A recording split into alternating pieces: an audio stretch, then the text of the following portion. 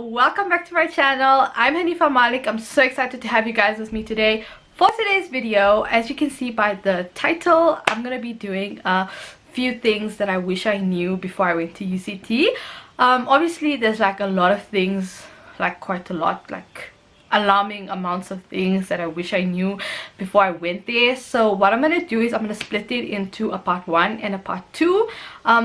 Part 1, I'm going to be speaking mostly about the basic stuff that I wish I knew and not going into the whole depression and mental health and all of that. That can be in part 2. That's like a whole topic on its own. So I have my my scented candles lit, I have my heater on, and you know, I am feeling very cozy in my room, and I hope you guys are feeling cozy of some sort, you know, wherever you are watching this video. I hope you're comfortable, and yeah, let's get into the video.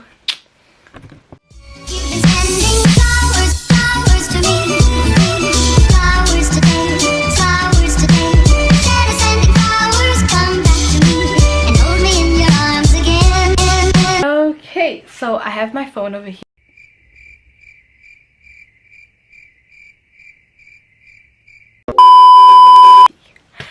Okay, one of the most, I feel like I can't even stress this enough. Cape Town can be beautiful. The views, everything's amazing. You see the beach, you see the mountains, you see the greenery, you see trees, you see buildings, but Cape Town is expensive. I don't know, I can't even explain to you guys. I come from Mpumalanga, right? So I come from a place where if ever you're paying 6,000 rand, for example, to live somewhere, you'll be staying in like a 3-bedroom house which has a gate and a front yard and a backyard, and you know, you're staying in a decent area, and you know, it's not like, I mean, it's affordable. I see that as affordable. If you can put your whole family under a roof for 6,000 rand per month, I feel like that's, you know, with a yard, and you can make a garden, you can plant things, like that's affordable. But if you're paying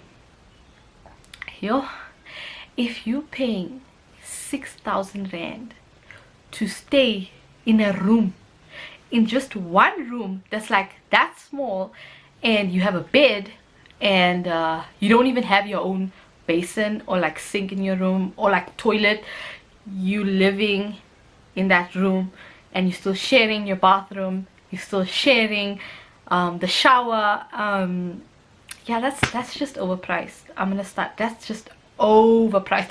And you know what's the part that that makes me even more like upset is that is the place that I'm talking about that costs 6,000 to stay in one room, that is a residence, which is the university's res. What is she saying? So you're paying 6,000 to stay in the university's res, you know. Well, I don't know if it's like exactly 6,000, maybe 5.8, but that's like 6,000, you know. I think that's overpriced. Halal. If you are Muslim, or if you eat or have a preference for halal food, I don't know if there is people who, or if there are people who are not Muslim and have preference for halal food or whatever, but if you're going to a catering res,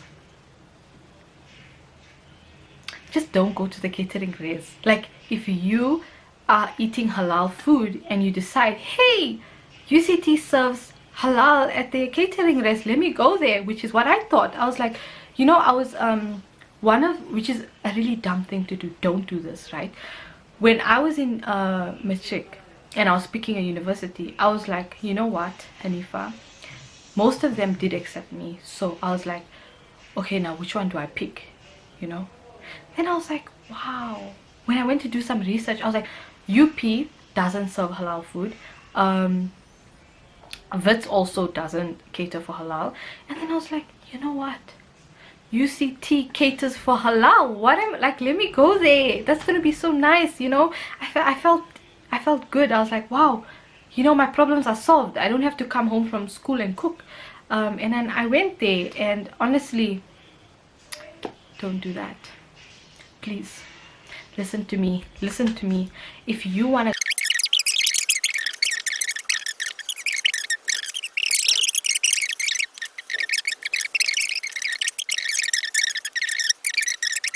if you're going to be eating on the normal diet and not halal, you're going to have a lot of options. You're going to have gluten-free, there's gluten-free, there's vegan, there's vegetarian, there's no red meat, there's red meat, no red meat, vegan, vegetarian, gluten-free. All of those options are there, right?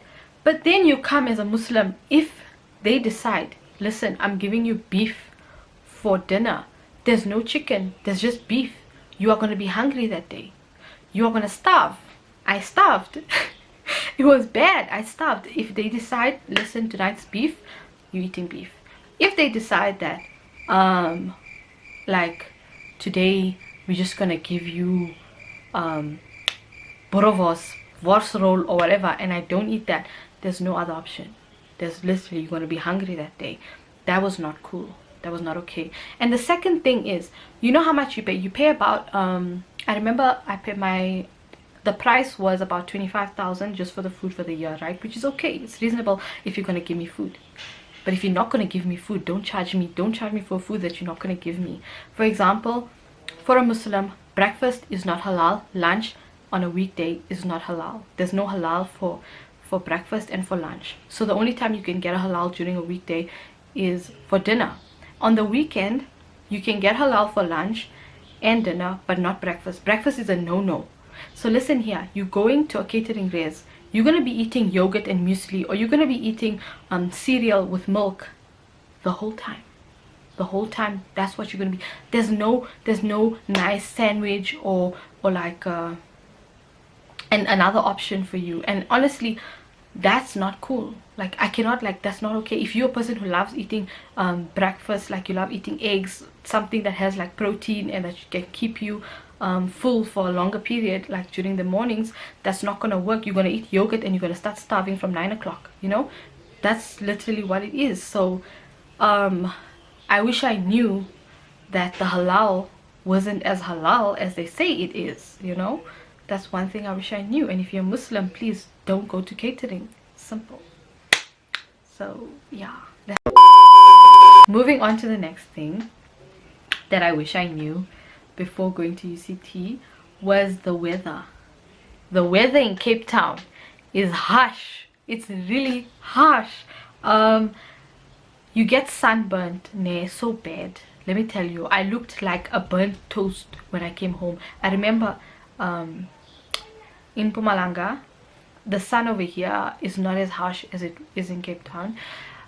It does get quite hot here sometimes, but it's mostly chilled, it's mostly cold and things. So I was like, you know, I was okay with this weather. It's chilled, it's fine. Then I went to Cape Town. My skin was fine. That's the worst, but my skin was fine. My skin was okay, you know. It was bright.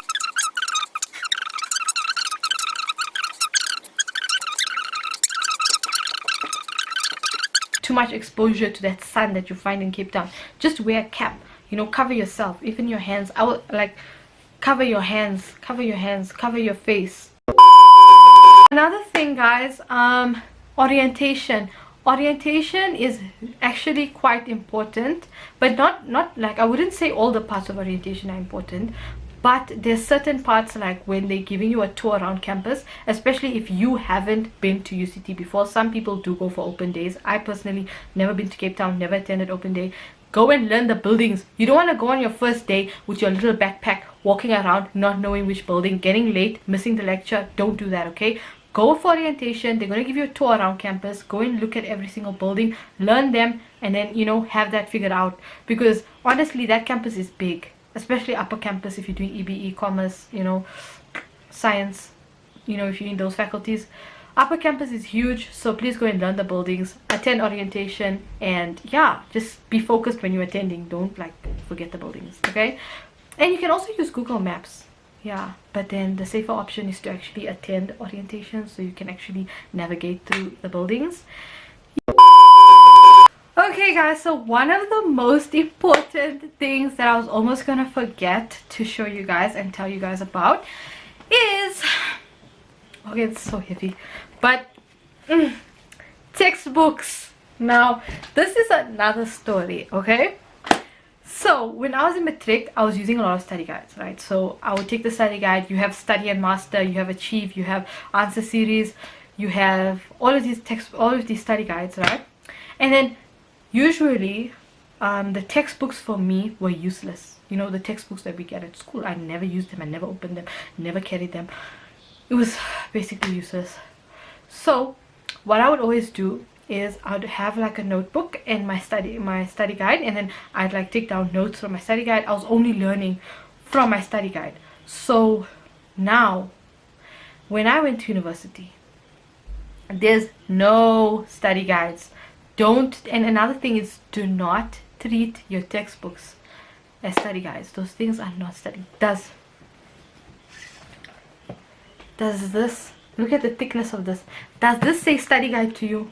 Is this a study guide?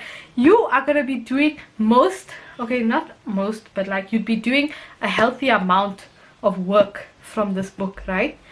You telling me you're gonna carry this heavy thing around to the library and take down notes, which I tried to do. I was carrying these things, these big ass things. I was carrying these things to the library, opening them and taking notes. And honestly guys, these I totally and completely regret buying these things. Like, let me just show you. That's the look at them. Like this, all of them are just thick, unnecessarily thick. Look at this. These textbooks are huge. I totally regret. Okay, maybe the calculus one, because there's like a lot of examples in here, so I kind of do use it sometimes. But there is the PDF version for your laptop. You know, all of these textbooks have PDF versions, and I have all of the ones for the year on a PDF form. So why did I buy these again? I don't know. You know how much I spent? I spent 4,000, if not 5,000. I don't really remember. It was around 5,000 on all the textbooks for the year. These are like half of them. I have another like 4 or 5, you know. So I spent about 5,000 on textbooks, and honestly guys, nobody should have the money to spend that 5,000 on books. Nobody should. Like, you can have money for a lot of things, but do not have money for textbooks. Please just redirect that money somewhere else, you know. Buy yourself shoes. Don't buy these textbooks. I'm telling you, listen to me, I'm stuck with textbooks that I'm not gonna use, okay? But if you are gonna be first year chemical engineering, please hear me. I'll send you my textbooks. I need someone to buy them from me, you know, but I don't want to, you know, buy textbooks anymore. Maybe the one that I would say is safe, a safe option to buy. Actually no, but you're gonna have PDF versions, so don't buy any of them. I was gonna say that maybe like this is my major, right? So I'd keep this textbook, and like it's gonna be like my little book that I carry around, you know. And this is like my life, because it's my major and I'm supposed to know this with my heart, you know. I'd be like, yeah, I'd carry this around and stuff. No, you're gonna have a PDF version on your laptop. You'll open that when you feel like you want to be cute, you know. Open that one on your laptop. Don't buy this textbook itself is going to be like 1 point something. So if you want to buy like a new textbook, and then if you want to buy secondhand, some people, when they sell secondhand, the book looks brand new because nobody uses it, and then they're gonna charge you like even double sometimes. Guys, don't mind the background. But anyway, long story short, textbooks not worth it. Don't waste your money on it. You know, redirect that money, download PDFs, find your mentors. Obviously we probably have them. Don't mind the background. You should get those from them.